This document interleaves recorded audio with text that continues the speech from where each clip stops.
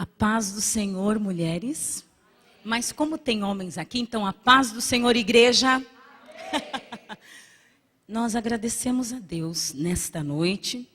Eu conheci a pastora Renata, acredito que tem 1 mês e meio, pastora, né? 1 mês e meio, numa outra palestra que eu estava também ministrando.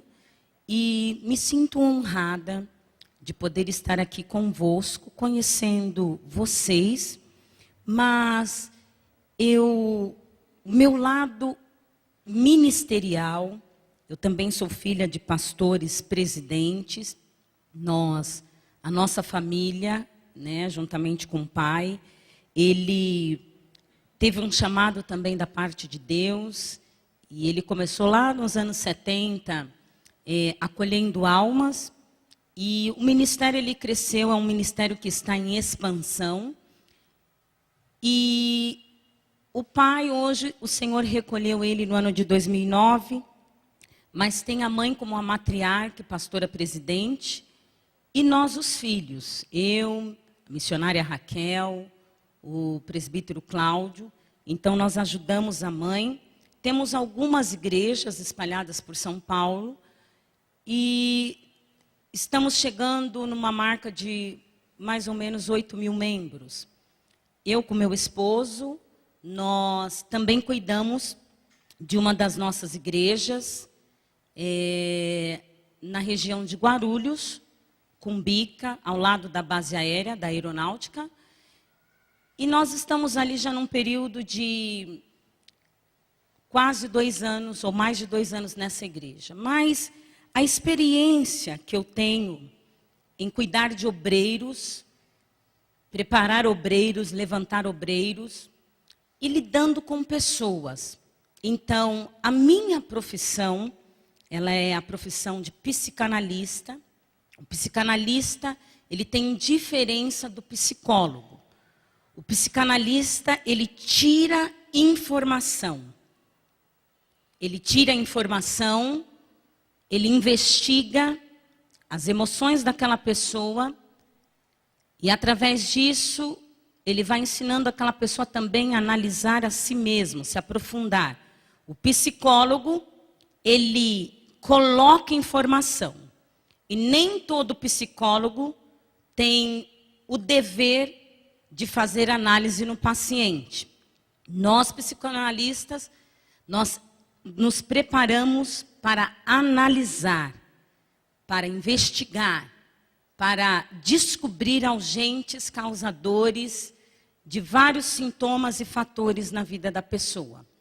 Então, e o psiquiatra, como a maioria de nós conhecemos, ele é um médico apenas responsável por medicar, passar medicamentos. Então, é uma área que está tendo uma grande expansão, mas a gente está vendo a enfermidade das pessoas no decorrer do tempo. Nesta noite, eu tenho certeza que o Senhor, Ele vai falar no teu coração de uma maneira especial. Mas antes disso, eu vou convidar a minha filha Midian para vir aqui rapidinho. Hoje eu tive o privilégio dela chegar do serviço e deu tempo. Ela está no Jovem Aprendiz, mas já é uma bênção, não é, mães? A Midian, ela está com 17 anos. No ano de 2011, quando nasceu um caroço, cresceu um caroço no pescoço, e nós nos vimos ser levada para um hospital de câncer. Foi o primeiro susto, desespero, que eu passei e enfrentei. Aquele ano de 2011, até o mês de dezembro, ela foi tratada pelo Hospital Graac e aparentemente obteve uma cura. Os médicos ainda falaram assim, olha, ficou alguns pontos do câncer, mas não se preocupa. Quando passaram-se 3 anos, ano de 2015, ela em pouco tempo, ela emagreceu 10 quilos. Voltamos para o hospital. E na biópsia, a notícia que chegou, Então, o câncer estava em todo o crânio, em toda parte, até essa região. Alguns órgãos já tinham sido destruídos. Um dos pulmões também já tinha sido destruído. O coração, o câncer, ele estava em volta de todo o coração dela. Então, o primeiro impacto foi: nós vamos ter que tirar baço, nós vamos ter que tirar um rins, nós vamos ter que tirar parte do pulmão, nós vamos ver. E eles estavam preocupados se o câncer também não estava no sangue e nos ossos. O Senhor, ele foi bom. Começou-se um tratamento bem diferente de 2011. Eram 4 dias de quimioterapia. Primeiro dia ela aguentava, de 12 horas de duração. Segundo dia ela já não estava... Terceiro dia já não era mais ela. O quarto dia, ela não sabia nem se ela estava no céu ou na terra. Do corpo que ela tem hoje, ela chegou a pesar 28 quilos. 28? 38? 38 quilos, igreja, desculpa. E foi todo um processo, muita transfusão de sangue, muitas plaquetas que recebia. 2016, fez o transplante da medula em 2015, porque era a única coisa que estava intacta no corpo. O corpo começou voltou a ser um corpo de bebê, tudo novamente. Mesmo assim, quando começou a radioterapia, então houve uma queda e novo processo. Quando chegamos no mês de outubro de 2016, que o Senhor começou a restaurar. Aparentemente ninguém dava vida, mas o Senhor é bom. Restaurada plenamente. O nosso Senhor Jesus, Ele continua curando do mesmo jeito que Ele fazia antes. Por isso que você nesta noite, tenha fé. O teu problema, ele pode ser resolvido mediante a sua fé. Minha princesa, Deus abençoe. Senta lá. Eu deixo ela contar, mas ela fica... E é uma bênção do Senhor. Mulheres, eu vou ler para vocês. Eu escolhi aqui em Lucas, no capítulo 11, eu escolhi 3 versículos antes de nós iniciarmos esta nossa conversa. E Lucas 11, do versículo 34 ao 36, diz assim: são os teus olhos a luz do teu corpo. Se teus olhos forem humildes, todo o teu corpo será cheio de luz. Porém, se teus olhos forem malignos, todo o teu corpo estará tomado pelas trevas. Certifica-te, pois, que o fulgor que há no teu interior não sejam trevas. Portanto, se todo o teu corpo estiver pleno de luz, sem ter nenhuma parte dele em trevas, então ele estará verdadeiramente iluminado, assim como quando a luz de uma forte candeia resplandece sobre vós. O que é interessante falar dos olhos? Os olhos, tudo aquilo que ele vê é verdade. Os nossos olhos não mentem, mas nós podemos enganar o que os nossos olhos veem. E Jesus Cristo, ele sempre vinha instruir sobre as emoções internas. Se os nossos olhos, ele tiver confusão interna, ele não vai ter percepção correta de si mesmo. Se os nossos olhos, eles estiverem cheios de trevas, emoções negativas e destrutivas, e eu não saber gerenciar, e nem saber o porquê que eu sou dessa forma, então todo o meu corpo, ele entrará em dificuldade.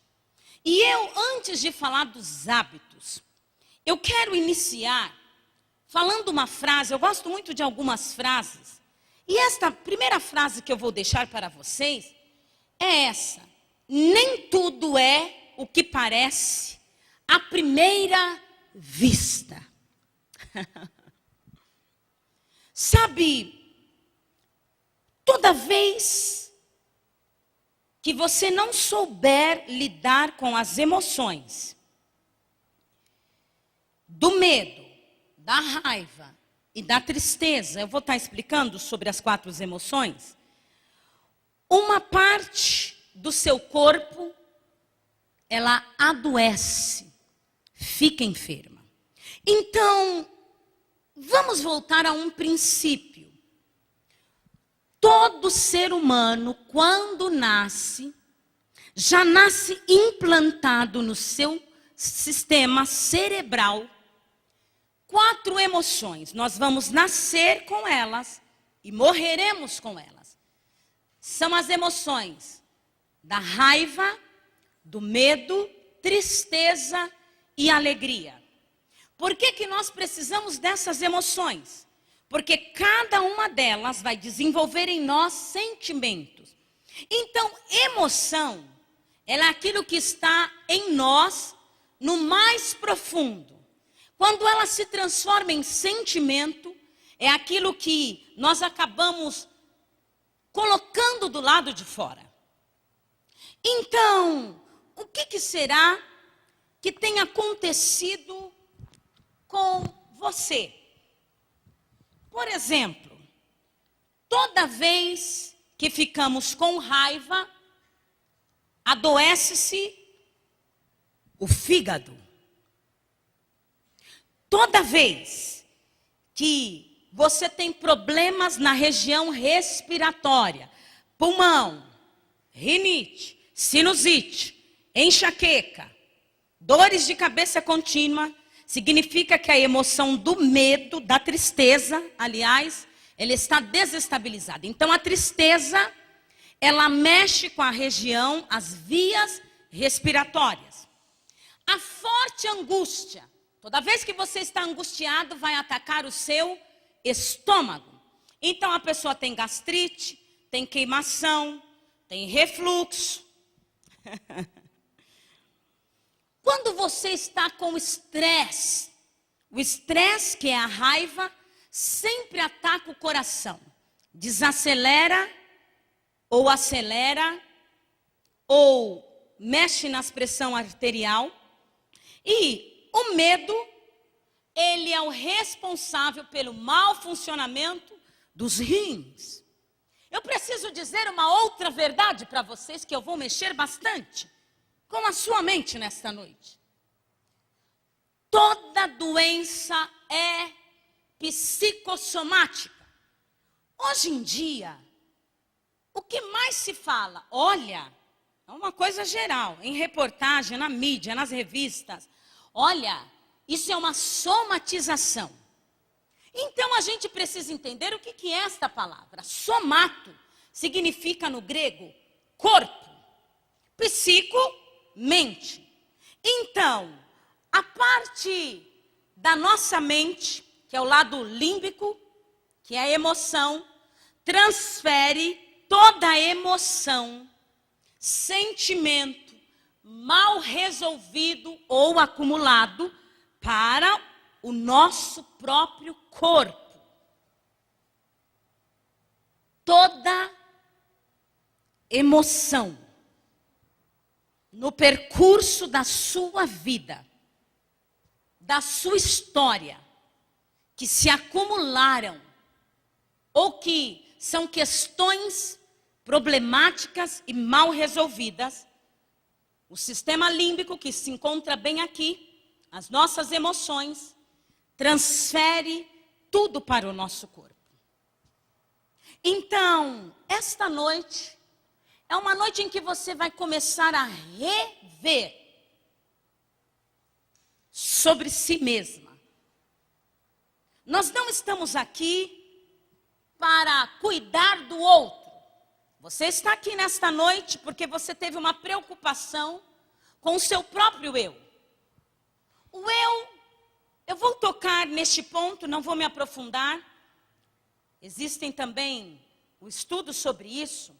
Nós, quando falamos da janela de Johari, Johari são dois psicólogos, Joseph e Hari, que eles desenvolveram esta tese. A tese de uma janela com 4 vidraças. A primeira janela me fala daquilo que você sabe que tem e os outros também sabem que você tem, que é o eu aberto. Eu estou falando das suas qualidades. Você sabe que você é bondosa, as pessoas te falam, olha, você é uma pessoa generosa, você é uma pessoa simpática, educada, nossa, você é uma pessoa determinada, e você sabe disso. Aí entra a segunda janela do eu. Você sabe que tem, mas você não mostra para ninguém. Ou seja, você esconde.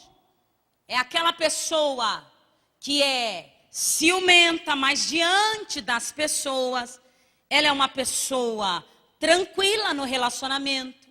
É aquela pessoa que em casa é uma histérica, vive só gritando, mas no serviço fala tão doce com as pessoas que ninguém imagina.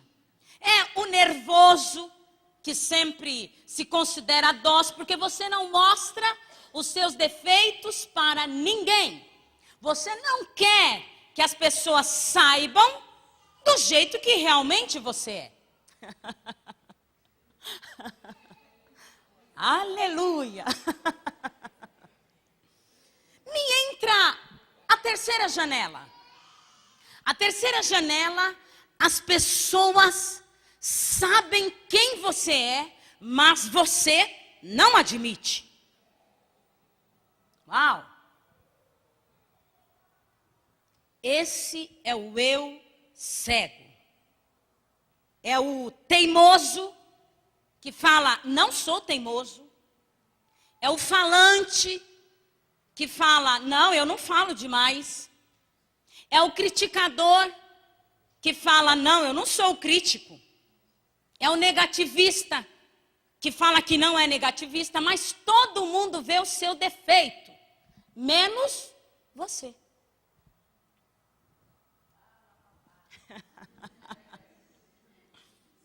A última janela, nem você não sabe, nem as pessoas também não sabem, que é o eu desconhecido. Como que você vai adquirir conhecimento, talvez, de habilidades que você tenha, ou até de defeitos, que estão influenciando a tua vida, o teu relacionamento, a tua profissão?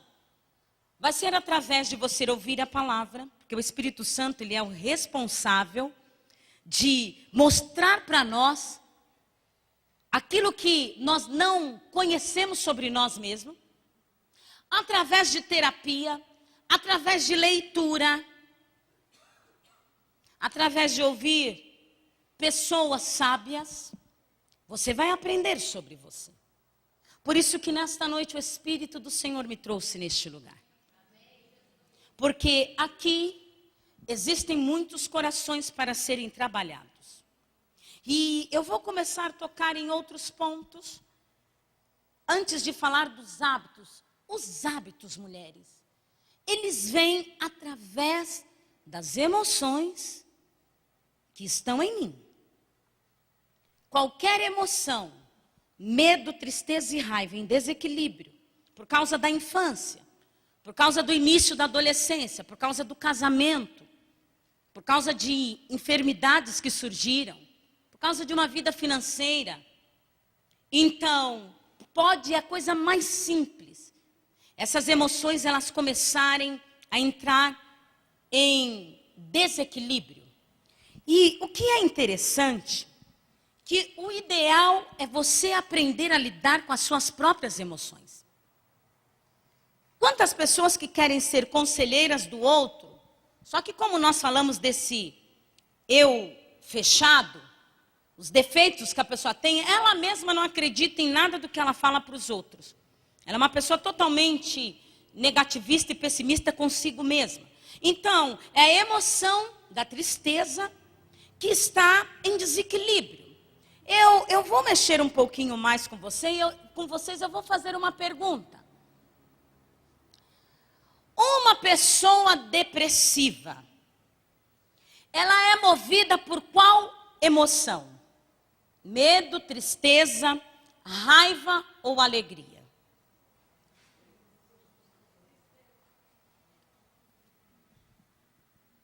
Quem acredita que é tristeza, levante a mão. Vamos fazer o voto aqui, a votação. Maior parte do número. Quem acredita que é o medo, levanta a mão. Diminuiu. Quem acredita que é a raiva, levanta a mão. Oh, yes. Uma pessoa só. Quem acredita que é a alegria? Impossível. Mas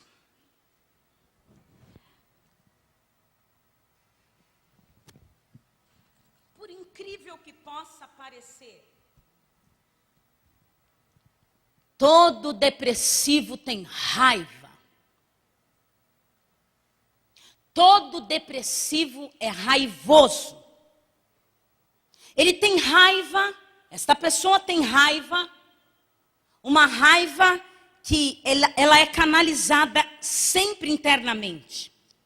Porque externamente o que sai de um depressivo é lágrimas, choro.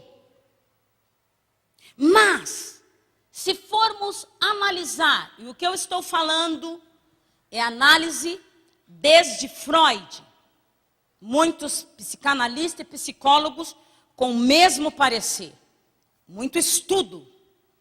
Então, todo depressivo, ele tem raiva porque tem alguma coisa que ele não conseguiu ainda cumprir na sua vida.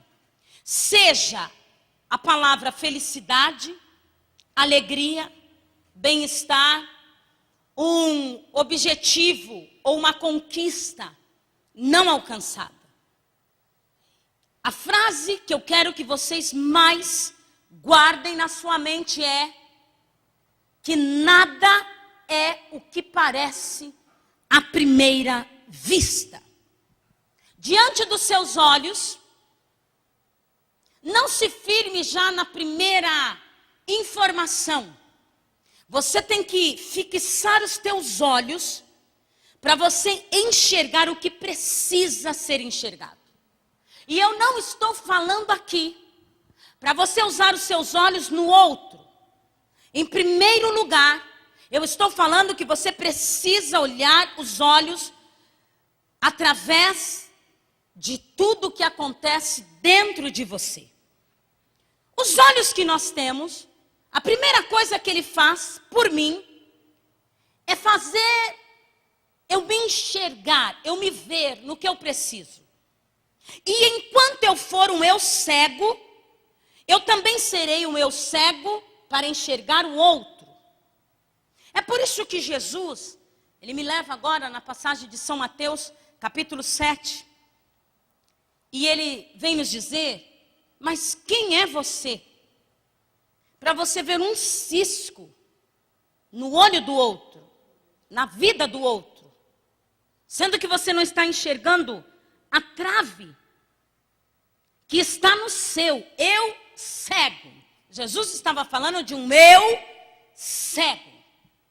Então, se todo depressivo é raivoso, por que essa pessoa se isola, fica deprimida, ela não quer contato social? A gente fala que tem um dos componentes do nosso córtex, chamado serotonina, que é o responsável pelo prazer e alegria em nós. Por isso que quando o médico ele passa medicamentos, contém essa substância, para que aquela pessoa ela pegue ânimo, dá alegria. Mas o remédio, ele é apenas um auxiliador. Se você está tomando remédio ansiolítico ou antidepressivo, e você não tem um acompanhamento de um terapeuta, um psicólogo, um psicanalista, o que você desejar, a sua mentalidade não mudar num fator, nada disso vai adiantar. O remédio, ele não é solução. Ele é apenas um momento que deixa o teu cérebro num stand-by. Mas se você não mudar a maneira de pensar sobre si, sobre o que está acontecendo com você, então você vai se tornar um dependente de remédios mais forte a vida inteira. E você nunca terá a cura. Depressão tem cura? Tem. Ansiedade tem cura? Tem. Paranoia tem cura? Tem. Tudo isso existe a cura. O primeiro ponto não é você só entregar para Deus fazer. Olha que interessante. O que as doenças psicossomáticas elas fazem? Uma mulher, num casamento, isso daqui é um dos exemplos que eu dou. Num casamento que ela se encontra infeliz. Este casamento vai levando ela a um esgotamento. Sem ela perceber, esse esgotamento vai avançando mais, que leva ela a uma exaustão. O problema de tudo é você não saber quando a tua emoção está levando a tua mente a um esgotamento físico. Esgotamento físico abaixa todo o seu sistema imunológico. Muitas desencadeiam câncer e problemas cardíacos. Tudo que a medicina fala, olha, não tem cura. Por exemplo, uma criancinha, ela começa a adoecer continuamente. E esta criança, ela adoece porque ela não quer enfrentar um problema que ela tem na sala de aula. Ou com colegas, ou bullying que ela está sofrendo, ou uma medo do mestre ou da mestre, da professora de ensino, ou medo de não conseguir aprender. Então o que acontece com essa criança? Ela adoece, é febre, é dores de garganta, é problema no estômago, é dores de cabeça, é dores na vista, dor de ouvido, porque esta criança está fugindo de um problema real, que ela não consegue transmitir nem para o pai, nem para a mãe. Percebeu como a nossa mente é algo sério? Quando a Bíblia fala, igreja, sobre coração, a Bíblia não está falando deste órgão. A Bíblia está falando do cérebro. Este é o coração verdadeiro que a Bíblia fala. É deste coração que sai o nosso intelecto, emoção, vontade de querer. Toda vez que a Bíblia falar do coração, este daqui é apenas mais um órgão. Só que o nosso cérebro faz nós sentirmos dores aonde? Nós sentirmos alegria aonde? Nós ficarmos deprimidos aonde? Meu coração parece que ele vai explodir. Isso é este verdadeiro coração, chamado cérebro. A Bíblia, ela só se preocupa em cuidar do cérebro humano de Gênesis, Apocalipse. Porque isso envolve a palavra relacionamento. O primeiro relacionamento com o meu eu. Segundo relacionamento com o outro eu. E o relacionamento infinito diretamente com o Senhor. A Bíblia só fala sobre relacionamento e como eu me relaciono com as pessoas. Acontece, igreja, que nós temos muito do que aprender sobre nós mesmos. Então, as manias que você criou na sua vida, o que é hábito? Hábitos são manias repetitivas. Escovar os dentes, tomar banho, lavar louça, limpar a casa, leitura, assistir. E todas essas maneiras do câncer. Por incrível que pareça, uma pessoa que é depressiva, preste atenção porque isso daqui é causa de muita polêmica, ela jamais vai adquirir câncer. Por quê?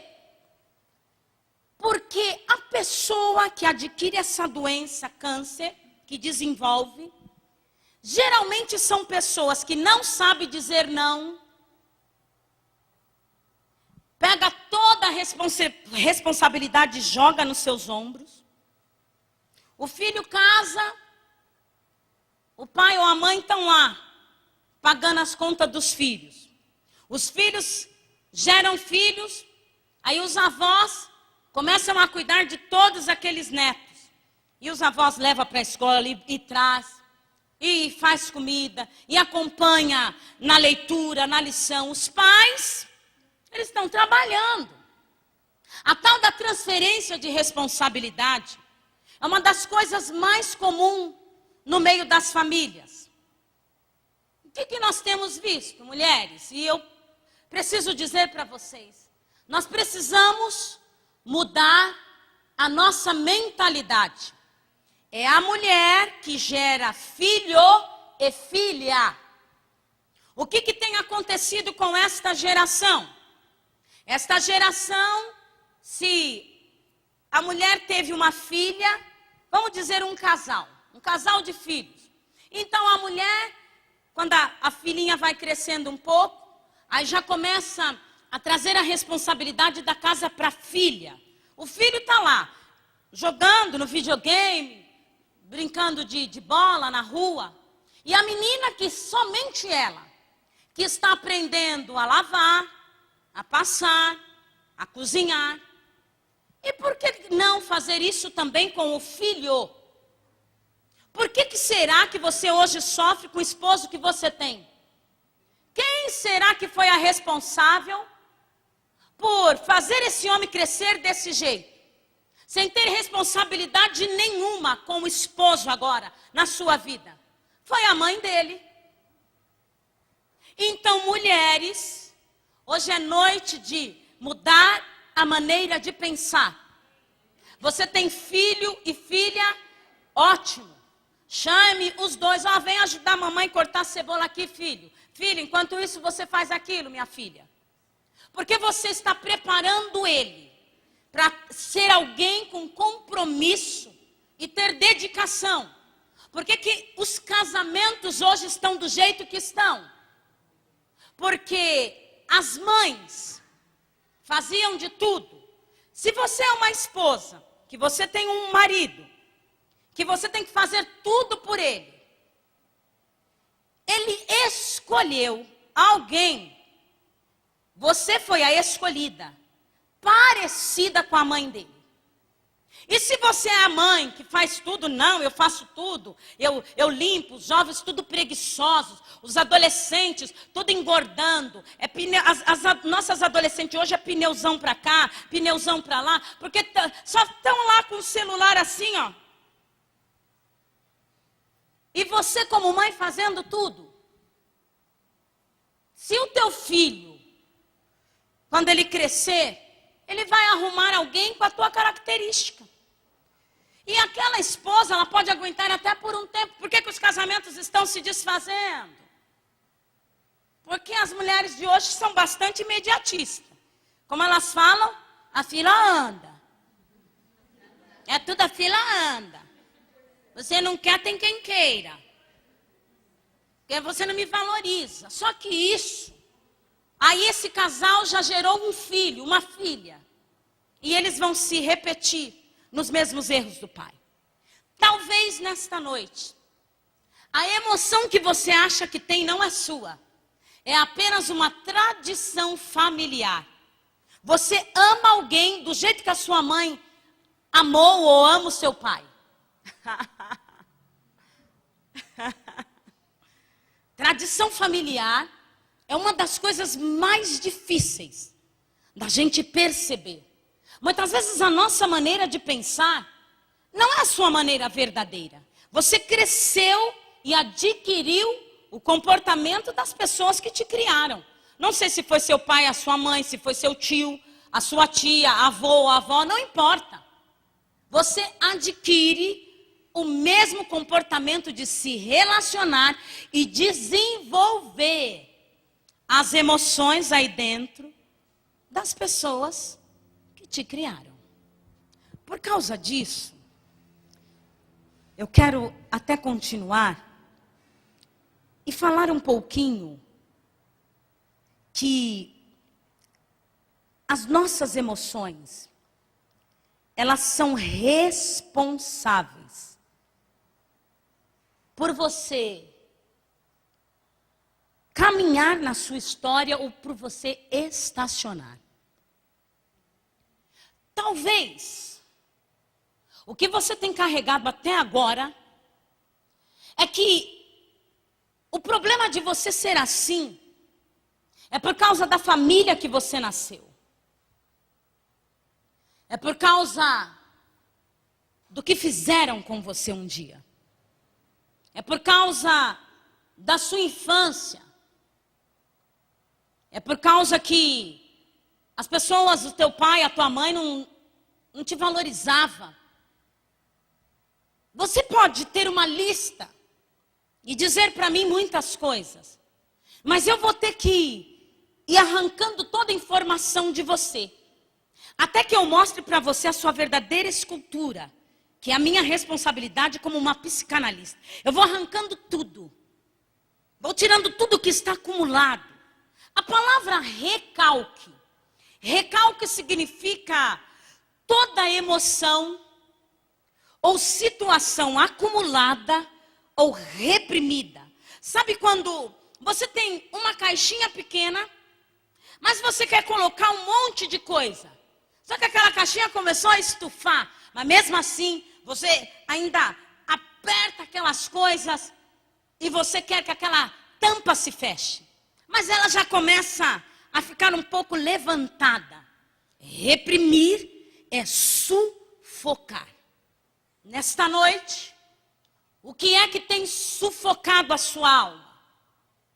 O que é que tem oprimido o seu coração? O que é que tem trazido dores?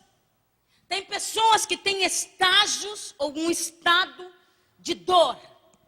Dores contínuas que você não explica. O que é que houve com você um dia, para você até agora não ter conseguido reverter este sentimento que está aí dentro de você? O que é que você sente agora? A outra pergunta que eu faço para você: você se sente amada? Você se sente amado? Você se sente aceito do jeito que você é? As pessoas te querem do jeito que você é, sem você ter que usar máscara? O que é que está reprimido no seu íntimo?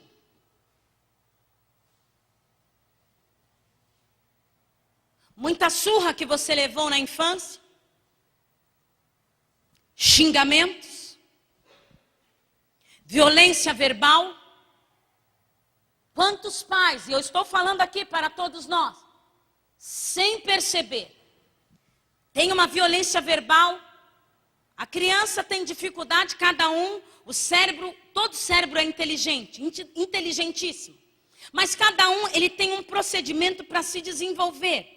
Uns com muita facilidade, outros com bastante dificuldade. E aí vem um outro bilhete no caderno do seu filho ou da sua filha. E você, impaciente, então você lê aquele bilhete e você chama o teu filho e a tua filha, uma continha de 2 mais 3, ele não sabe responder. Então você já grita: seu burro, sua burra, você é filho de jumento. Você nasceu de onde? Não pode ter sido de mim. Violência verbal. Ela pode vir de todas as formas. Seu lerdo, sua lerda, seu estúpido. Violência verbal. Coerção psicológica, intimidação. 2 vezes que você escuta algo sobre você, na 3ª vez você já acredita. Você lembra de você quando alguém te acusou um dia de algo? Mas uma pessoa que acusa, ela não acusa uma vez. Ela acusa 2, ela acusa 3. Na 3ª vez você acredita que realmente você é daquele jeito. Você não consegue mais se enxergar da forma anterior. E você começa a viver num cárcere. Violência física. Um mestre de ensino, um professor, ai dele, ai dela, se pegar assim no braço do teu filho ou da tua filha para levar na diretoria. Mas você em casa, você espanca, você joga copo, você joga toalha, porque o Espírito do Senhor está falando neste lugar e não está falando em vão. Você dá tapa na cabeça, você empurra, você grita, eu vou te matar, seu moleque, sua moleca. Só que, ai do professor. Ai do professor que falar qualquer palavra nesse estilo. Você vai lá, você arrebenta professor, você vai na delegacia de ensino, você vai lá nas reportagens, na mídia, você vai entrar no seu Face, na rede social, você vai fazer e acontecer. Está cheio de pais hipócritas, mães hipócritas. E nós estamos aqui nesta noite para falar de um avivamento que precisa acontecer em nós. E o avivamento, ele não acontece eu falando em línguas estranhas. O avivamento, ele não acontece porque eu jejuei o dia inteiro, eu subi no monte a noite toda. O avivamento começa a acontecer na minha história. A partir do momento que eu começo e aprendo a tratar quem convive comigo com respeito. Então, pessoas aqui, o Senhor também está falando convosco. Olha como você trata quem você diz que ama. Dissemos que amamos o nosso filho, a nossa filha, mas mal conversamos, não temos tempo. Dissemos que amamos nosso esposo, as pessoas que convivem conosco, mas não temos paciência de ouvir uma reclamação. Não queremos saber como foi o dia daquelas pessoas, porque você só pensa em você. Mas quando chegamos na casa do Senhor, nós começamos a nos lamentar, porque a nossa casa não tem paz. Será que a paz não precisa iniciar com a sua língua? Com o seu gesto? Por exemplo, se minha filha me pede algo, e eu pego, eu até faço, mas eu pego, jogo na mesa, ó, toma. O que é que eu vou estar causando nela? Revolta, raiva.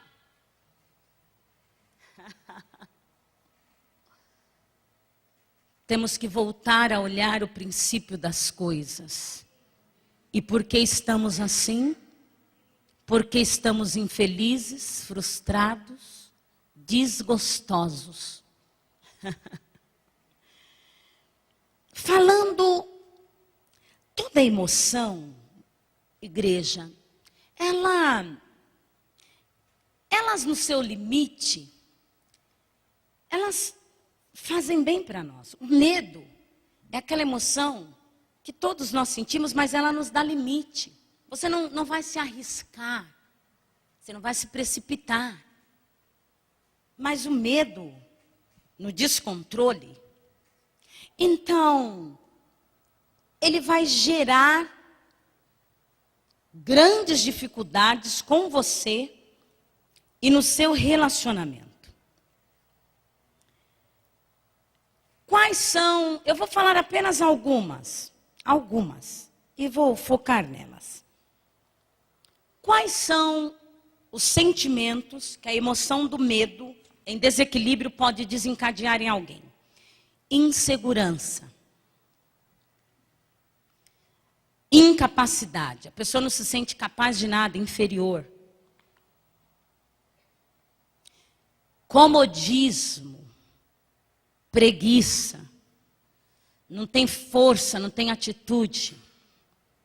Desconfiança. Ciúmes, possessivo e obsessivo, com medo de perder o outro. O que é que você sente? A emoção do medo em desordem em nós, ela também traz o sentimento do autoritarismo, controle. Você tem que controlar tudo do outro. Você tem que comandar. E quanto mais medo a pessoa sente, mais impetuoso se torna esses sentimentos.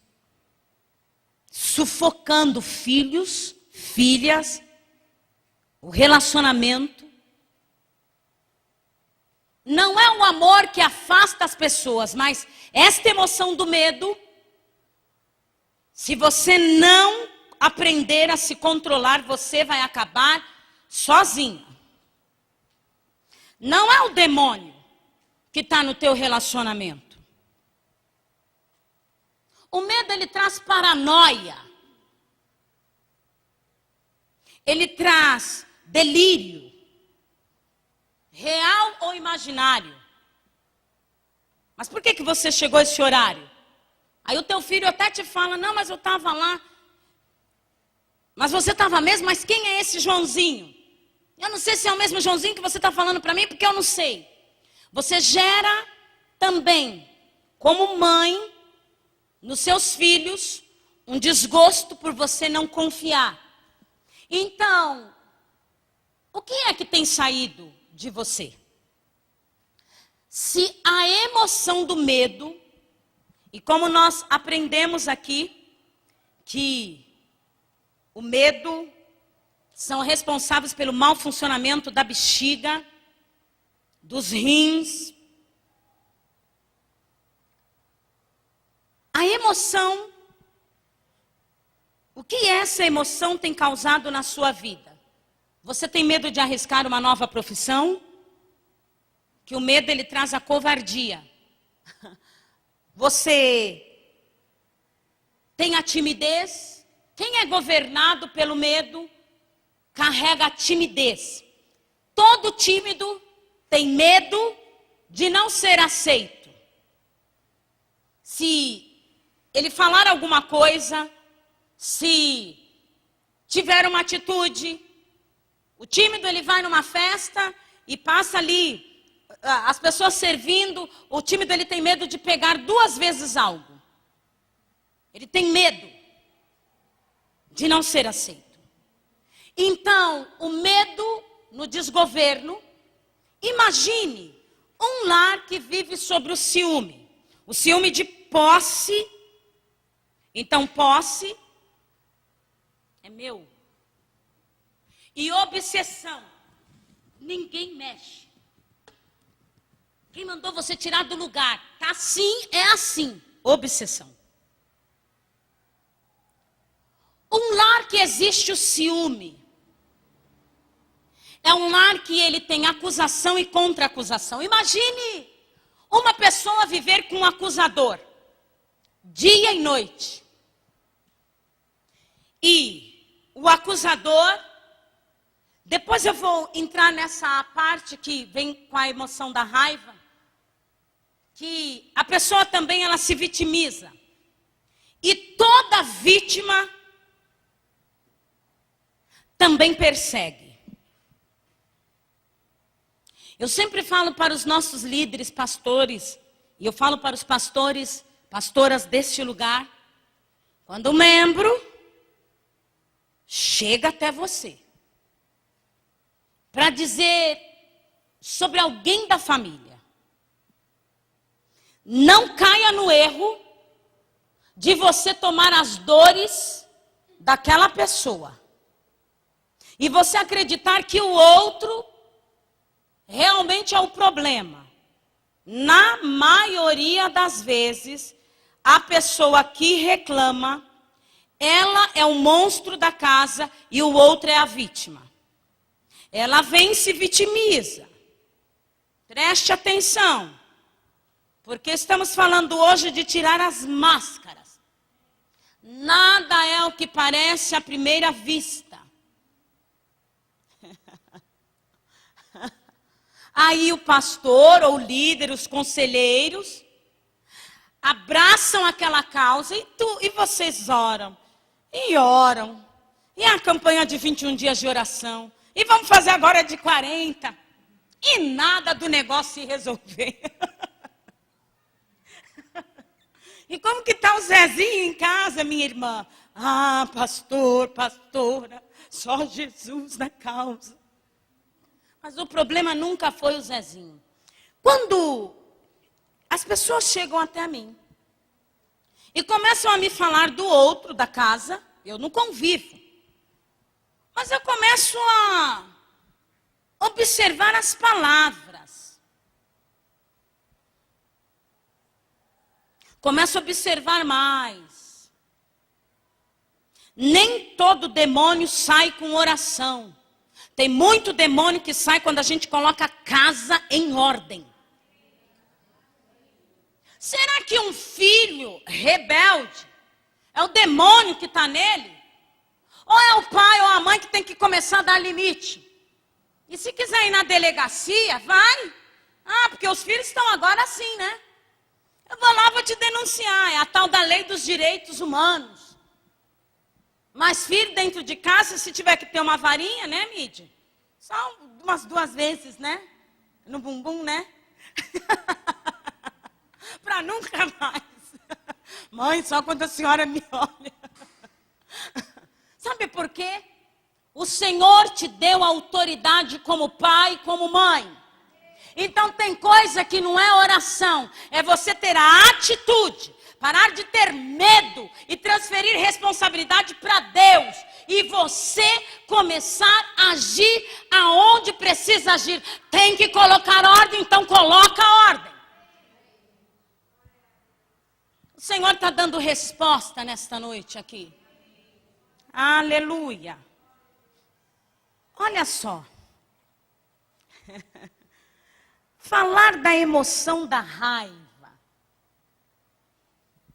O apóstolo Paulo, magnífico apóstolo Paulo. Ele chega para nós lá na carta de Timóteo. E no final do que ele fala para nós orarmos para os reis, os governos, as famílias, todas as pessoas. Aí ele fala assim: e quando orardes, levante as vossas mãos aos céus, sem ira e sem contenda. Por quê? Na maioria das vezes, a gente está com raiva. Esse levantar as mãos aos céus tem um significado. Eu me rendo a ti. As minhas emoções, do que eu senti hoje, Senhor, cai por terra, eu me rendo a ti. Na maioria das vezes, a gente está com raiva. Do esposo, dos filhos, da mãe, do pai, da escola, da empresa, da igreja, de você mesma, de Deus. Agora imagine você fazendo uma oração com raiva. E eu vou tocar nesse ponto que eu acabei não tocando, sobre a emoção do medo. Oração, você vai ter que antes de você orar, você sempre precisa identificar o como você está naquele dia. E você precisa apresentar: Senhor, eu estou com medo hoje, eu não estou confiando em nada, aconteceu isso. Você precisa, antes de orar, você declarar qual é a emoção que está te governando naquele dia ou naqueles dias. Deus ouve a oração de um medroso? Fala para mim, sim ou não? Deus ouve a oração de um medroso? Vocês têm certeza? Estou confusa. Vocês me deixaram com dúvidas. Uma pessoa que é governada pelo medo, ela não acredita em nada do que ela faz. Antes dela orar, ela já perdeu a batalha espiritual. Entende o que tem acontecido talvez na sua vida? Você vai precisar redefinir isso. Por que será que Deus não está ouvindo? Você não tem certeza. Incerto. Você está até orando, mas você nem acredita. Porque a emoção do medo em desordem, ela traz incredulidade em nós, dúvidas. Já começando de você. Por isso que tem pessoa que ora e não sai do lugar. E o Senhor fala neste lugar. O Senhor fala com vidas aqui. A emoção da raiva. A raiva, uau. Ela produz o sentimento de acusação. Uma pessoa que acusa o outro é porque ela tem a raiva que a governa, agressiva. Agressividade. Agressividade não é você chegar chutando as coisas, batendo, não. É uma palavra mal falada, mal colocada. Uma palavra estúpida. Eu sou assim, eu sou pessoa verdadeira. Será que você é verdadeira? Eu falo mesmo que der na telha, não estou nem aí, dou a quem doer. Sabe por quê? Porque o que te move é a fúria, raiva, raiva. Você dorme com raiva, levanta com raiva, come com raiva, caminha com raiva, vem para a igreja com raiva. E ai de alguém se mexer com você. A emoção da raiva traz o sentimento da culpa. Você nunca se perdoa. E você também não perdoa o outro. Você carrega mágoa. Sentimento da mágoa também. Você se acusa e acusa o outro. Coisas banais que houve. O passado, eu preciso te dizer, ele não existe na nossa mente. Nem o passado e nem o futuro. O que fica na nossa mente apenas? Memórias.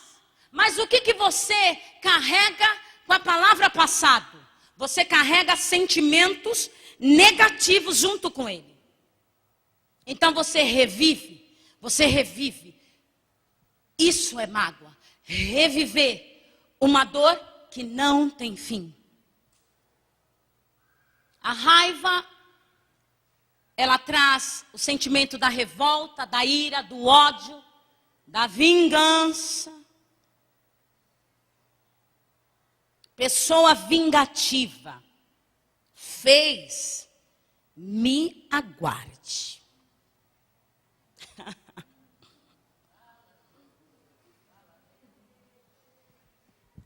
É assim, vai ver.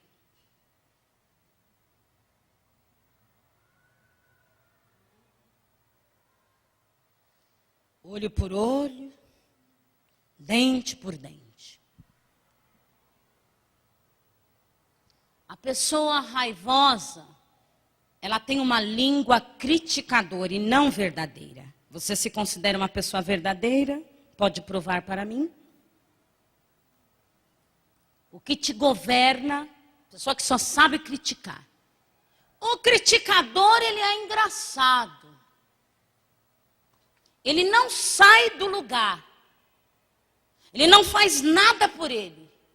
Porque o tempo é criticar pai, mãe, igreja, pastor, pregação, equipe de louvor, familiares, festas. Vai nas festas. Você foi convidado, eu também. Você teve o privilégio. Não importa se o anfitrião te servir apenas uma aguinha com açúcar. Sinta-se feliz. Porque se fosse a minha festa, se fosse eu, criticador. Só que quando é a sua vez de fazer, nunca sai nada. Porque o criticador está parado no mesmo lugar, observando da janela os outros. É um cego, nunca vê a si mesmo. Preste atenção em você. A raiva é uma das coisas mais tristes que eu falo para os nossos líderes. Ela traz a ingratidão e o esquecimento. O ingrato, você faz 99 coisas por ele. Uma coisa que você deixa de fazer, ele simplesmente joga uma tinta preta no restante e começa a te acusar. Talvez aqui, o teu relacionamento é um relacionamento de acusação, de troca de farpas. E quem é movido pela raiva sempre é a vítima. Mas eu expliquei aqui que toda pessoa que se faz de vítima também é perseguidor. Por isso que ele sabe muito bem a característica de ser uma vítima. Porque sempre tem uma presa que cai nas suas garras. E o Espírito do Senhor fala neste lugar. O teu relacionamento, ele está precisando de uma mudança, de uma transformação. Na sua maneira de agir, na sua maneira de falar, na sua maneira de estar com o outro. Igreja, o que adianta eu querer ganhar o mundo? Se a minha família, eu sou alguém tão distante deles. Você não ganha a sua família pregando Bíblia, para com isso. Você não ganha a tua família forçando eles a virem para a igreja, para com isso. Você ganha a sua família melhorando o seu comportamento. O Senhor te chamou primeiro, então começa por você. Não é o teu esposo que tem que mudar em primeiro lugar, nem o teu filho ou a tua filha. É você que está aqui me ouvindo.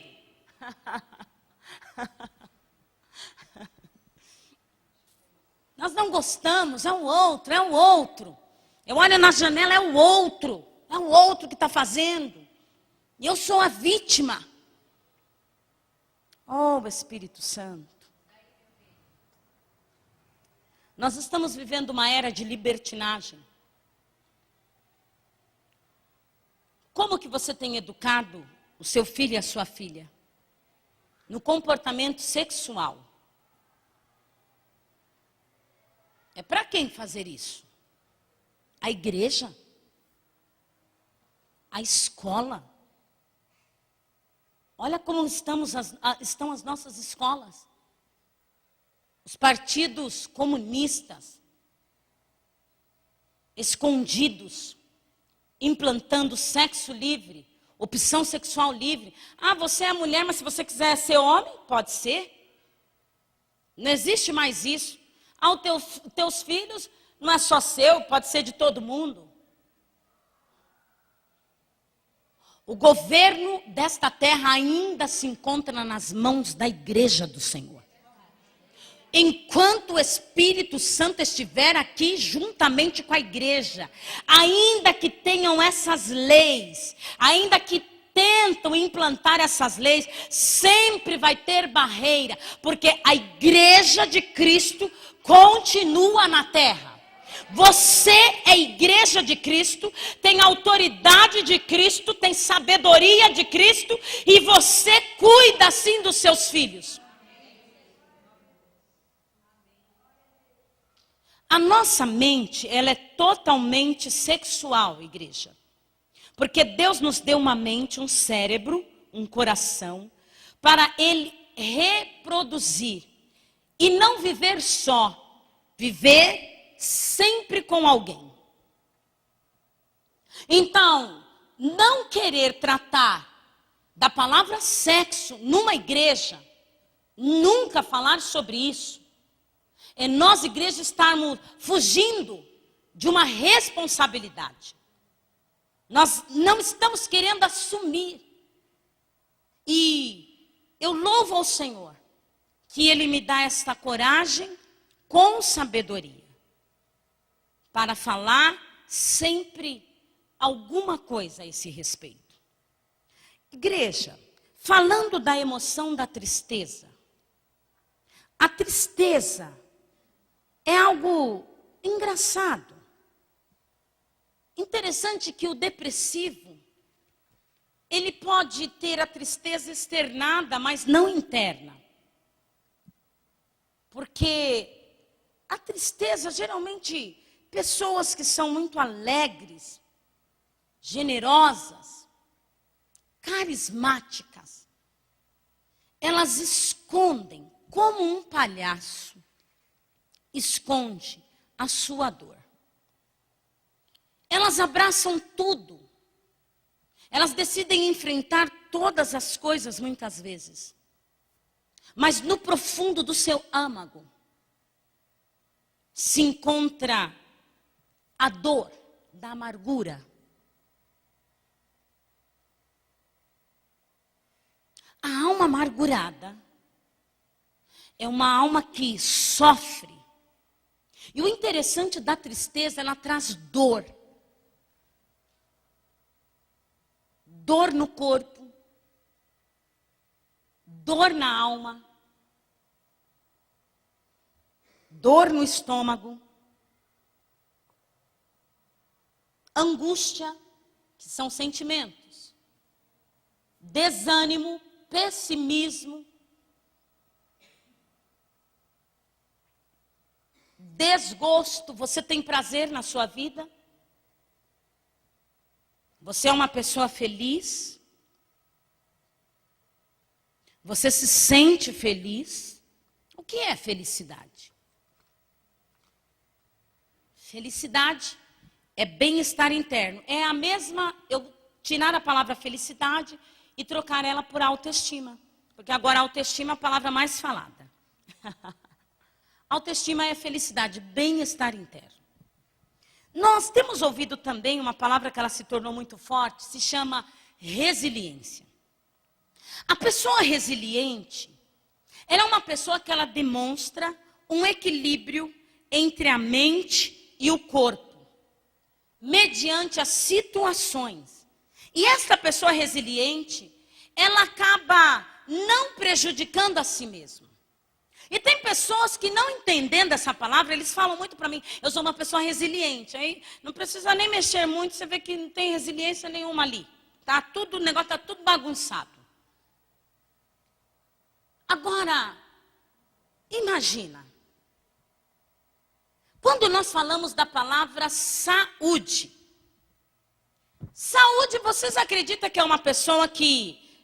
ou uma pessoa saudável, que é uma pessoa que nunca adoece? O que vocês entendem por essa palavra saúde, ter saúde? O que você entende? Alguém quer falar? O que você entende por essa palavra ter saúde? É uma pessoa que nunca adoece, sempre está ali 100%? Como que é isso? O que vocês entendem por ter saúde? Ou ser saudável? Quem tem coragem, vamos lá. Vou bater o martelo.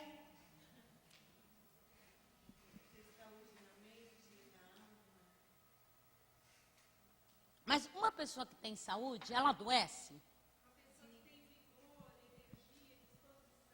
Sim. Muito bem, estou gostando. Mas essa pessoa adoece, o que você pensa? Oh, muito bem.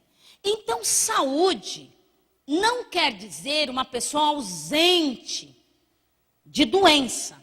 Mas quando tiver algo, vai ser algo mínimo.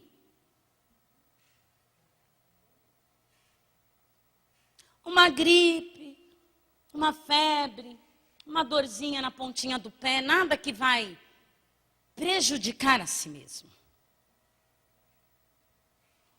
Quando a gente aprende a equilibrar a nossa mente, você pode sentir tristeza, eu também sinto. Você pode sentir raiva. Oh, tem tanta situação que nos traz raiva naquele momento. Eu também sinto tudo isso. A gente pode sentir medo de uma situação. Mas isso, algo mal resolvido na sua história, no seu casamento. Tem pessoas, igreja, aqui, que que vocês passaram por episódios familiares, que trouxeram grandes traumas, feridas. Trauma significa feridas dentro de você. E por mais que você está caminhando, você vem para a casa do Senhor, você tem a graça de Deus. Esse ponto ainda trouxe grandes dificuldades para a sua vida. A tua saúde nunca mais voltou a ser a mesma. Você, nas suas emoções, nunca mais conseguiu ser a mesma pessoa.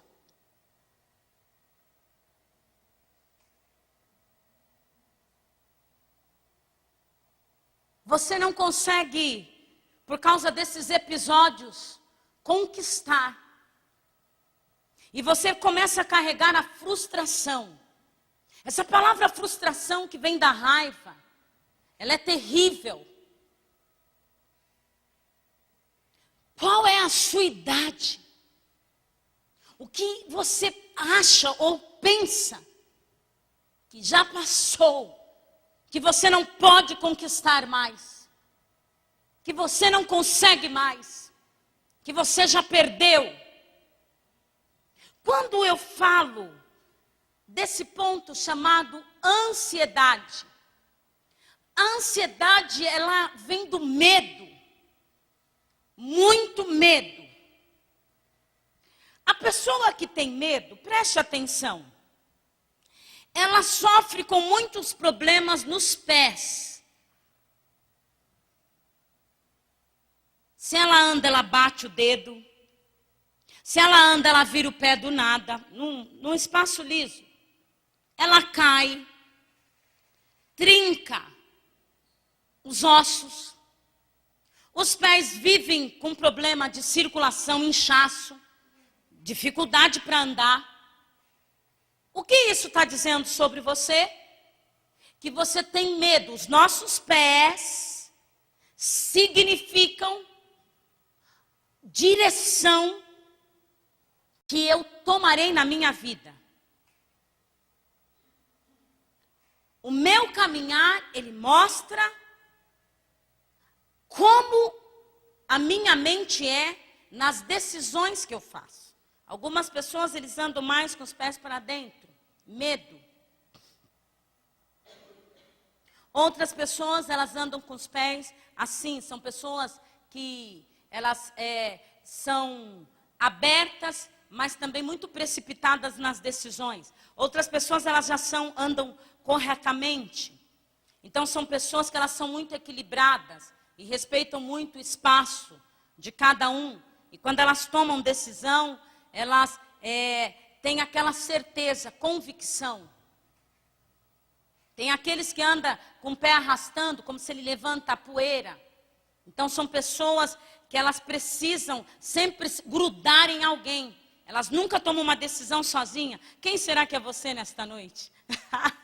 E tem outros que andam, é engraçado, eles andam, parece que eles estão flutuando. São pessoas assim que jogam toda a responsabilidade para o outro fazer. Preste atenção no seu caminhar.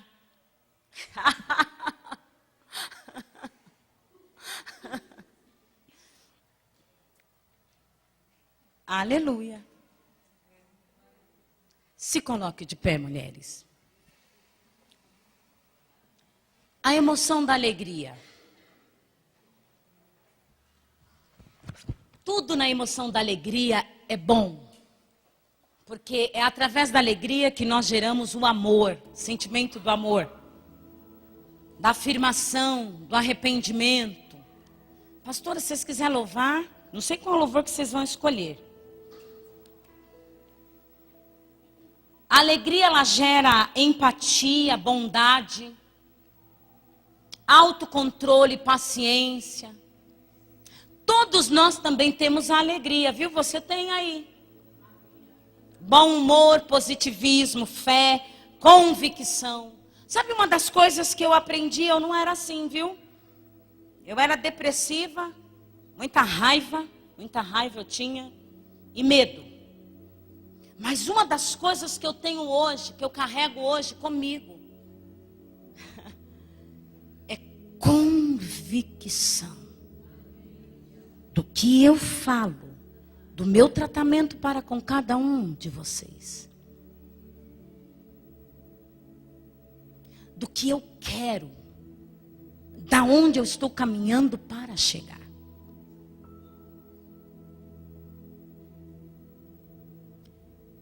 O Senhor nos fez com tudo. Como vai o teu casamento? Como vai a sua vida sentimental? Você é aquela pessoa que vira para mim e fala assim: eu não tenho sorte. Eu já estou no 3º relacionamento e estou sofrendo. Deixa eu te falar uma coisa que também é uma verdade.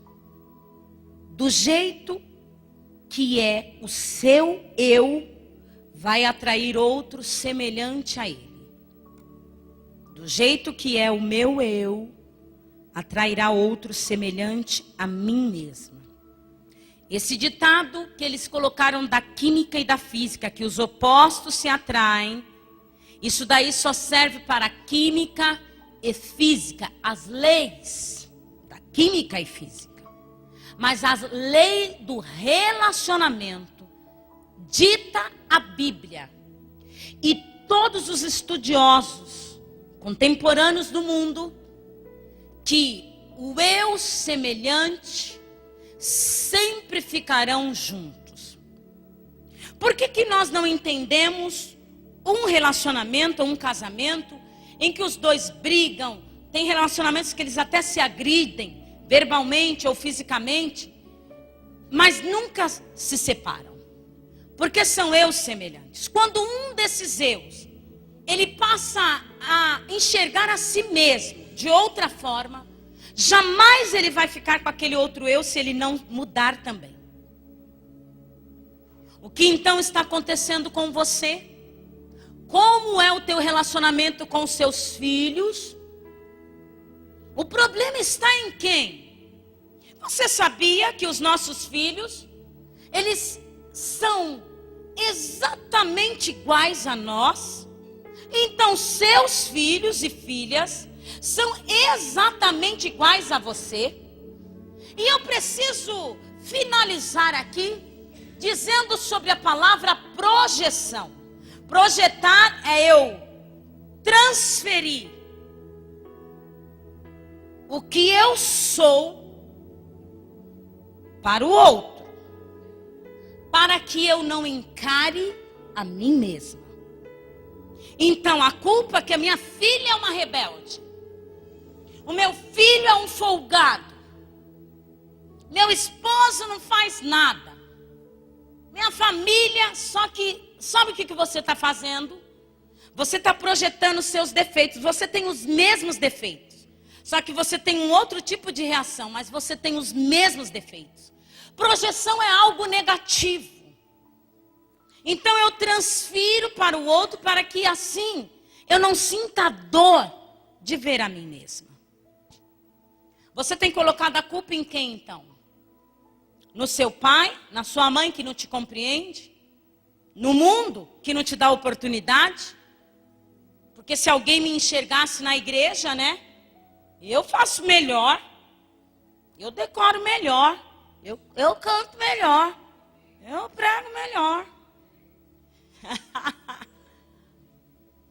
Mas você não quer me enxergar os defeitos que você também comete, do mesmo jeito. Talvez você não comete com as pessoas da sua família, que acha até muito raro, mas você comete com outras pessoas. É noite de reflexão.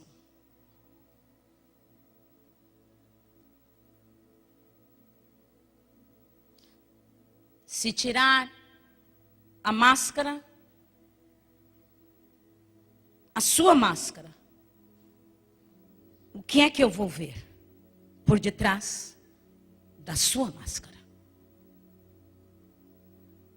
A máscara do eu sou boazinha, eu sou uma boa mãe, Não que você não seja. Nós temos o nosso lado bom. Mas sem perceber, o nosso lado negativo, muitas vezes ele está tão forte por tradição familiar. E nós estamos sendo infelizes e fazendo outras pessoas infelizes também. Filhas, adolescentes e jovens aqui. Tenha paciência com a sua mãe, com seu pai. Talvez você não está querendo enxergar todo o sacrifício, mesmo do jeito deles, que eles têm feito por você. É momento de você repensar. Mães e pais, nesta noite, não lance toda a sua frustração nos seus filhos. Se ele tem um sonho e ela tem um sonho, um objetivo diferente do que você traçou para você, respeite, incentive, ajude. Compartilha. Pergunta para o teu filho, como que você está se sentindo hoje? Filhas, filhos, pergunte para as mães, mãe, como você está se sentindo? Ela pode resistir, mas ela vai acabar cedendo e vai te falar do dia dela. Isso é avivamento espiritual, igreja. Isso é plano de salvação que Deus ainda tem com famílias aqui, mas está tendo barreiras. Quem que Deus tem que trazer primeiro para a nossa casa de oração? Pessoas estranhas? Ou o restante da nossa casa? É a sua casa que vai sentar com você no assento, vai tomar todo o assento, vai ser tudo da sua família. Cada fileira vai ser de famílias aqui. Esposa, filhos, filhas, netos, primos, tios, tias, cunhados, irmãos, irmãs. O Senhor quer fazer uma obra nesta casa de oração. E é tempo de nós abrir os nossos olhos e começar a enxergar o agente causador das barreiras. Aleluia. Oh, Espírito Santo. A última coisa.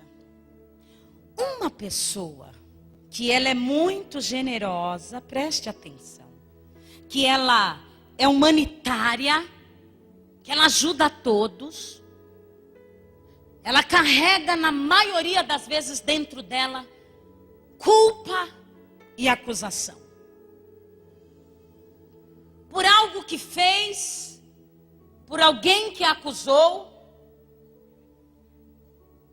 e ela tenta compensar essa ajuda sempre na direção do outro. Mas chega um momento que Jesus Cristo, Ele vem para dizer para você, você pode ajudar e ser uma pessoa generosa sim, mas não porque você carrega culpa, não porque você carrega acusação. Você não diz para ninguém. Isso é revelação do alto. Chega um dia que Jesus Cristo ele fala para você: eis que o meu sangue derramado na cruz do Calvário respingou também em você. E limpou toda acusação, toda culpa que você tem carregado na sua alma. O que tem acontecido com a tua família não é sua culpa. O caminho que os teus filhos seguiram não é sua culpa. O que aconteceu muitas vezes com pessoas que você prestimava não foi sua culpa. Seja livre nesta noite deste cárcere. Que esta corrente na sua alma caia diante de ti. E que você possa ser livre em seguir adiante. Se Se os teus pais se separaram, eu preciso dizer para alguém aqui, não foi sua culpa.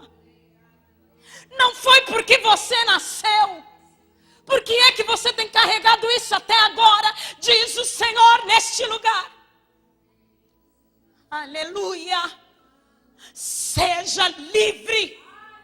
Siga em frente. Não olhe mais para trás.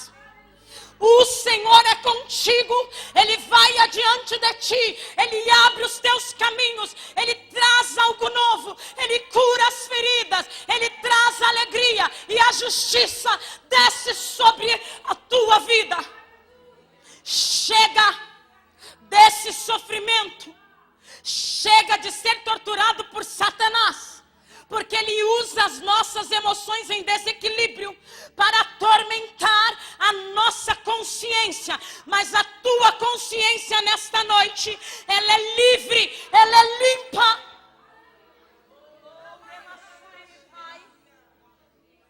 Diz o Senhor também para alguém aqui, não carregue mais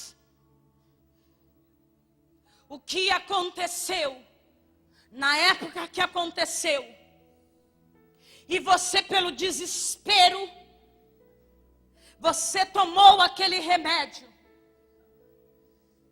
e você se desfez daquela criança no teu ventre. Chega desse sofrimento. O sangue de Cristo também te alcança hoje, agora, neste lugar. E limpa a sua alma. Ele já te perdoou. Olha tudo que você passou depois desse fato, desse episódio triste, desse evento. Mas hoje você está na casa do Pai, na presença do Senhor. E o Senhor diz que Ele cuida de ti. Não pense mais de você sobre isso. Não se condene mais, não se torture mais. Você não precisa mais continuar tomando esses remédios para você poder esquecer. O Senhor te liberta também nesta noite. Seja livre pelo poder de Jesus Cristo. Oh, aleluia. Vamos adorar ao Senhor, pastoras. Vocês cantam lindo demais.